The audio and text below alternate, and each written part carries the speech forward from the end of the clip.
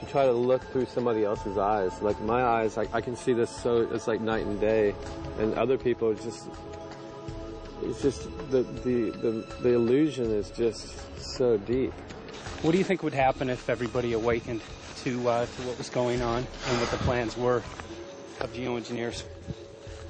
I think they'd have a revolution in Hawaii if people really understood what was going on. What's your concern for?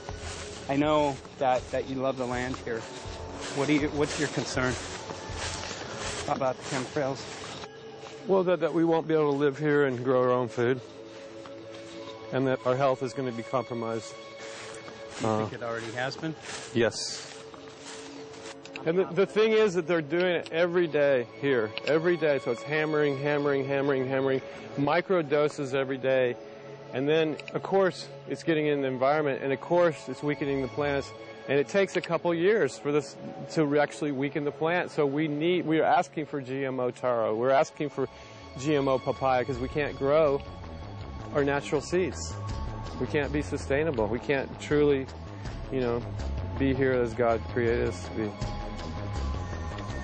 So my friend convinced me to do a hair analysis on my daughter.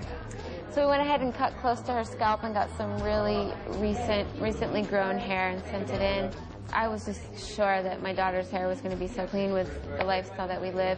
And lo and behold, it came back and her levels were really high in aluminum. This is the chart here.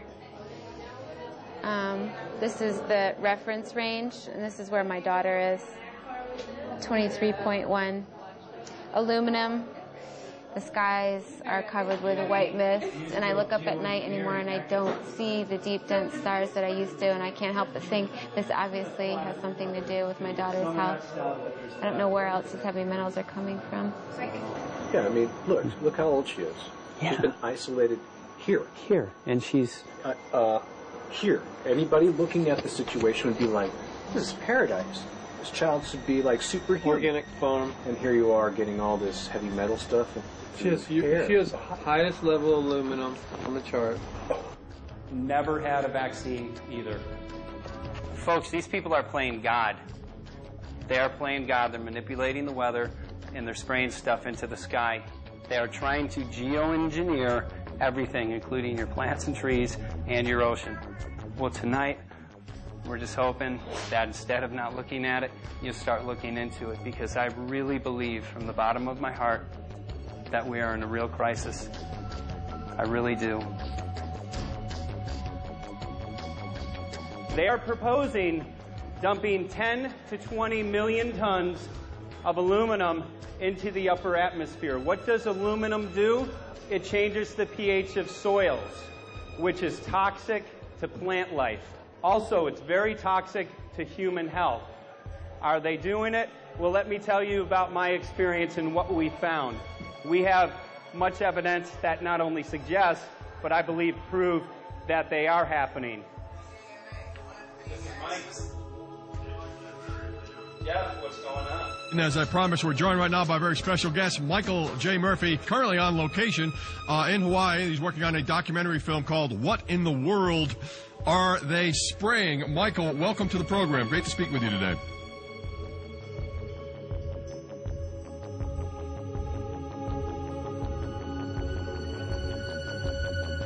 I had a friend who recently, he's always looking at things from a different perspective. He's a bit of a conspiracy theorist, you know. And he says that whenever the president comes to L.A., there's no spraying that week. Could you have a better place for an interview? I mean, look.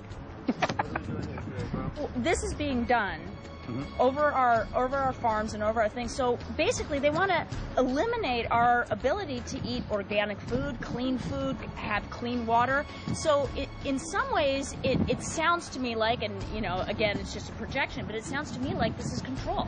How do we control the masses? Yeah. How can aluminum be good for you in any? And what was the second chemical you mentioned? It's barium. Barium and aluminum. Obviously, those are toxic to everything. To human health. To human health, to farms. farms to animals to everything.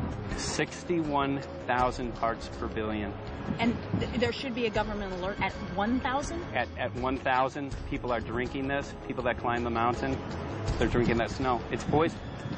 Oh my God, that's so disgusting. So that's 60,000 times above regulation. Exactly. 60,000 times above regulation. And I've talked to friends, and they're like, well, that's just ice. That's just condensation. And I'm like, you can talk to a second grader. Ice doesn't float in the sky and spread out that way, you know. You're not an expert, but you're a concerned citizen who said, wait a second. Who's actually doing the research. Yeah, you're doing the research, and that's what we need to do as Americans and say, you know what, I want to know what's going on. I want to know what the FDA is doing to my food. I want to know what the government's doing with my air, my water, and the soil. And, you know, it's just great what you're doing. And I just, my kudos to you for bringing light to this subject.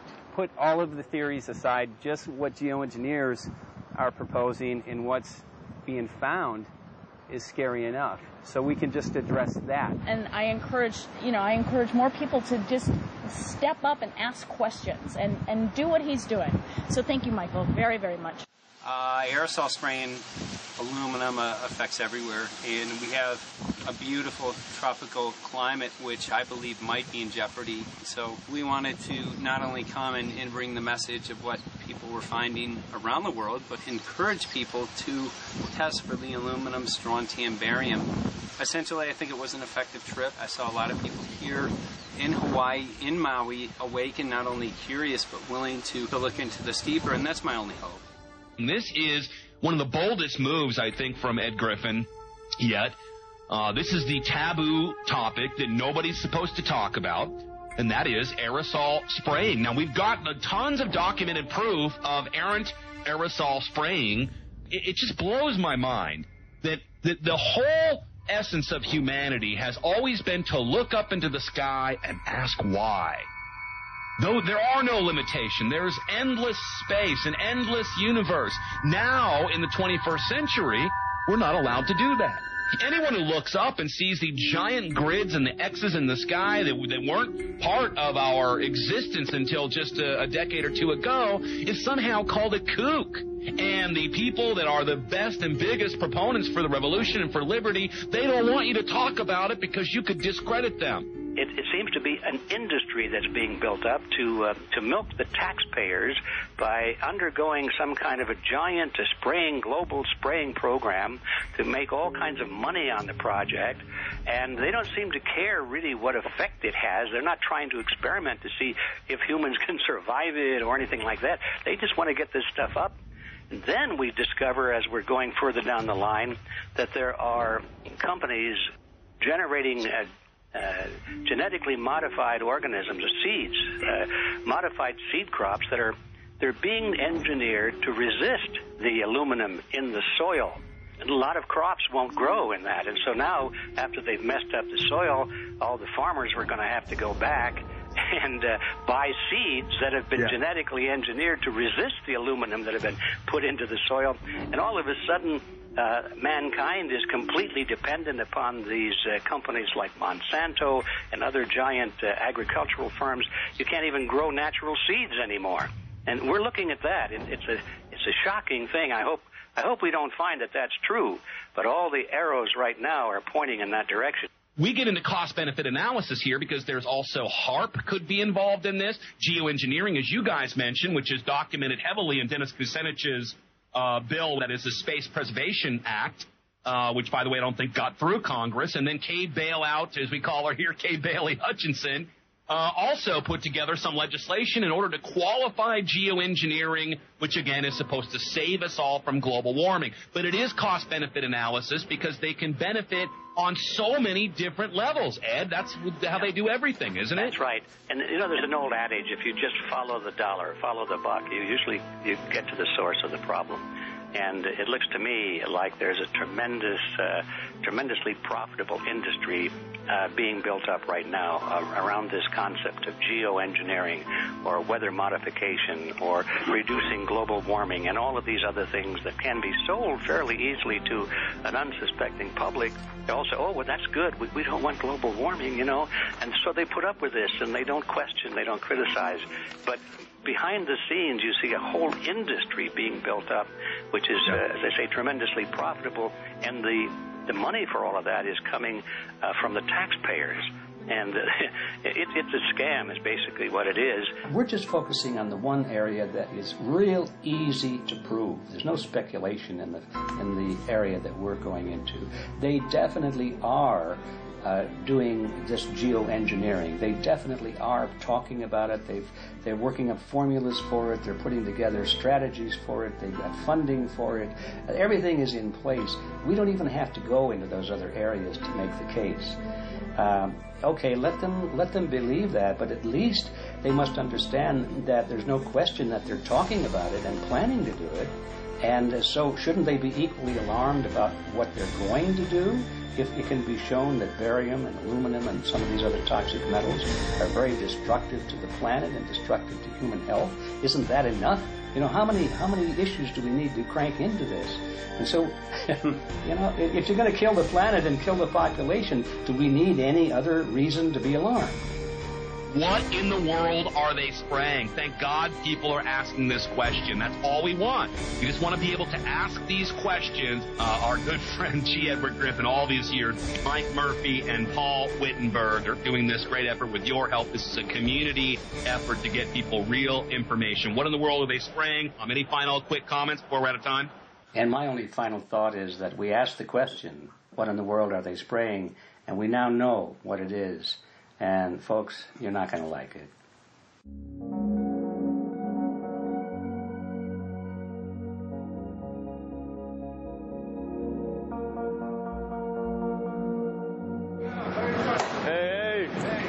I'm Peter Vreke. I'm from Belgium. I'm 54 years old. I can't believe it myself. I'm a very happy and grateful person. We are doing the job the police or the Justice Department or the Environmental Department should have been doing.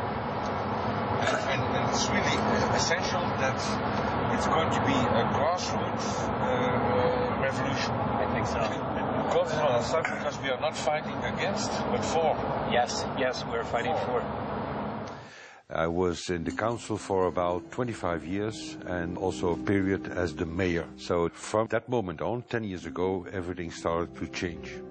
I started to get a picture of what is really going on.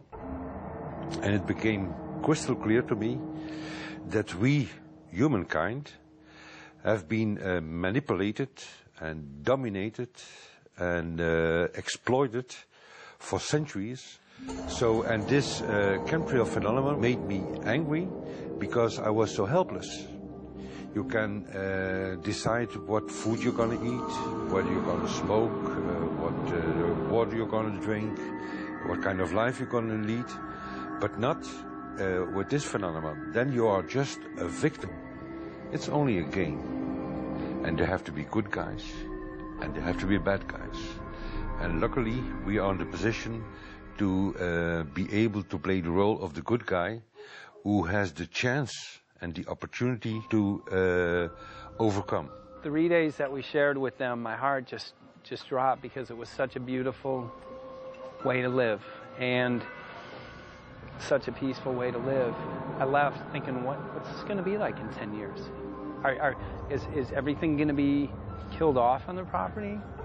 And if it is, how are they going to get their food source? Are they going to have to take a class, you know, and get certified by company XYZ? And what are the requirements for that? And that really is the end of freedom. I'm concerned about that. I definitely, I really am. Yeah. I learned to say everything is now as it has to be now. And everything is going to be okay. It's going to be all right. It's going to be okay. Yes. I have this deep feeling that in the end we will prevail because we have the right on our side. The cosmos is helping us. And I have this strong feeling that we are being supported by entities and by forces we can't even imagine.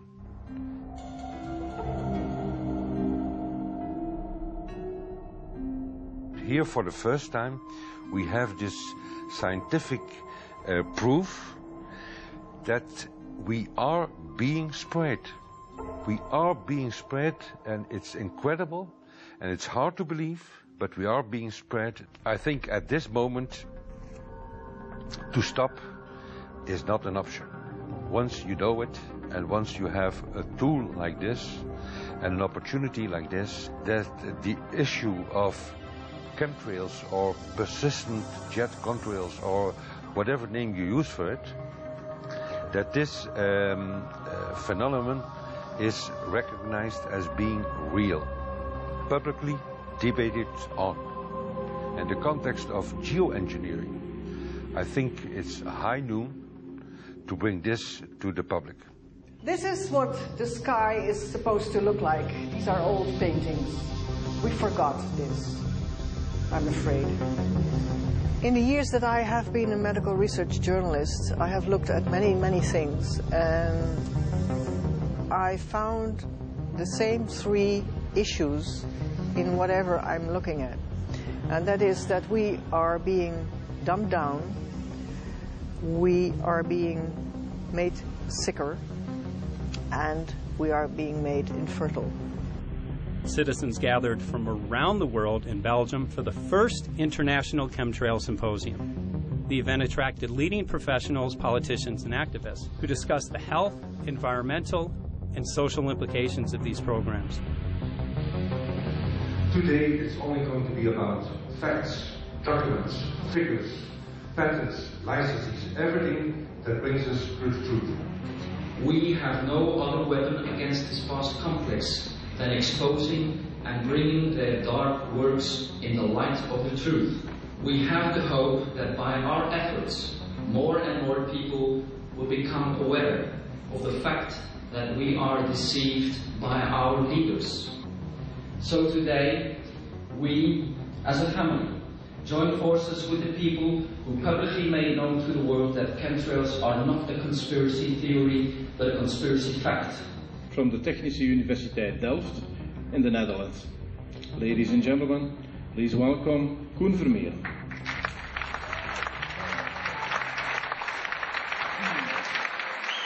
Well, I'm Koen Vermeer. I'm a university professor of Delft University of Technology. Usually people are with their heads to the ground in their own two-dimensional space and they don't look up. But if you do, you see more and more spaces like this. And it worried me too. I have no explanations to our students about these phenomena. And then I studied it myself and I found out that I couldn't give them the answers they wanted, because I think that the phenomenon is not natural. It's not natural what is happening, and the explanations that are given to us are not enough for me.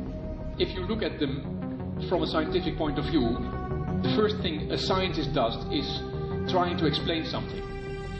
Because I'm smart and my students are not as smart yet, so I have to give them answers to questions. But if you ask most scientists honestly, they cannot answer all your questions. If people are using climate control over our heads, I want to know about it. I want to know the consequences, I want to know the health impact, I want to know everything. I need, as a teacher in my university, to give answers to my students. And they have good questions. And I don't have the answers. And I want to know. Excellent. And we should discuss this. Ladies and gentlemen, for here you in the auditorium and for all over the world, Michael Murphy.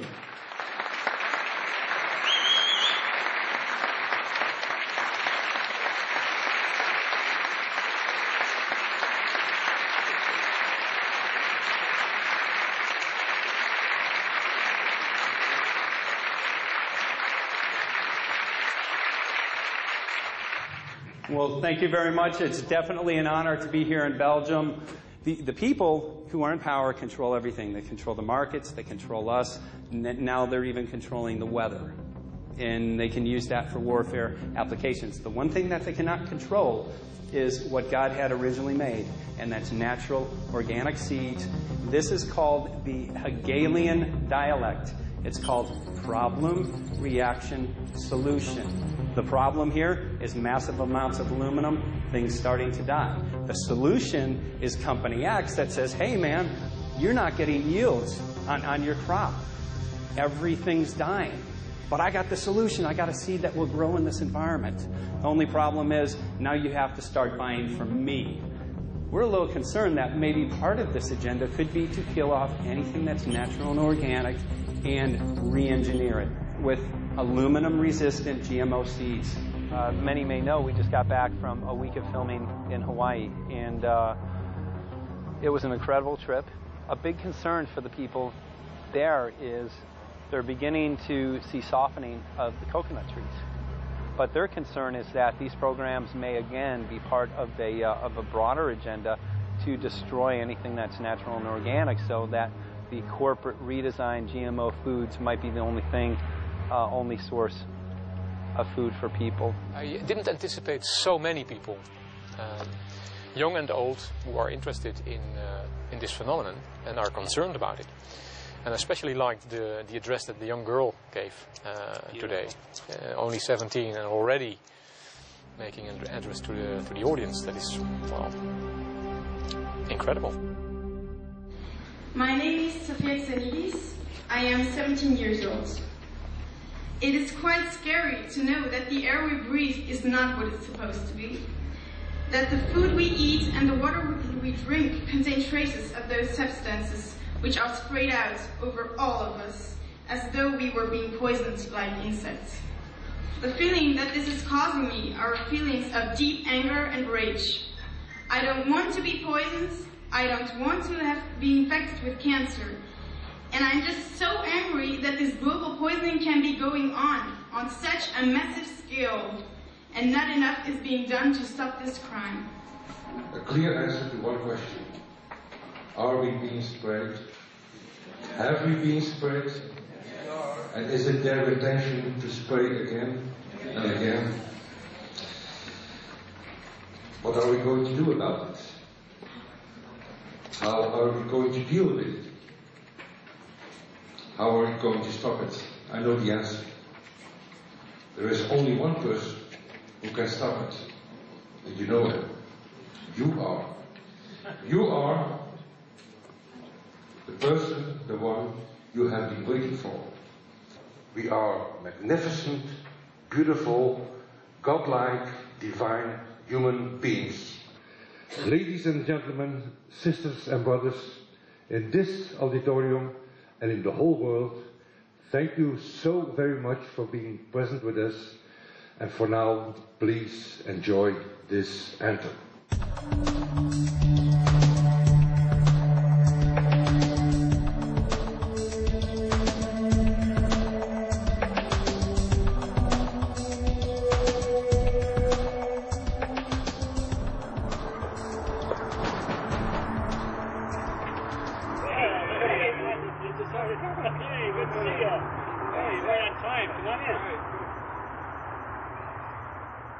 So, anyway, I'm glad that the weather's been good for you fellas so far. Just think if we were doing this in the wintertime, you might, if you're going to Washington, D.C., you might run into snow. Thank God we're not. That's right. You know, it's interesting because of the different weather modification programs. There's something like, I think, right around 32 in the continental U.S. alone going on. So the theory is that geoengineering is in part weather modification. You know, Mike, that's a very good point. There are so many subsets connected with this issue of geoengineering. People are writing to us all the time with information about the connection to global warming, the connection to weather modification. Some people think there's a connection with Morgellons disease. Others think it's kind of a means of transmitting electromagnetic impulses from the HAARP antenna system up in Alaska and Siberia. Boy,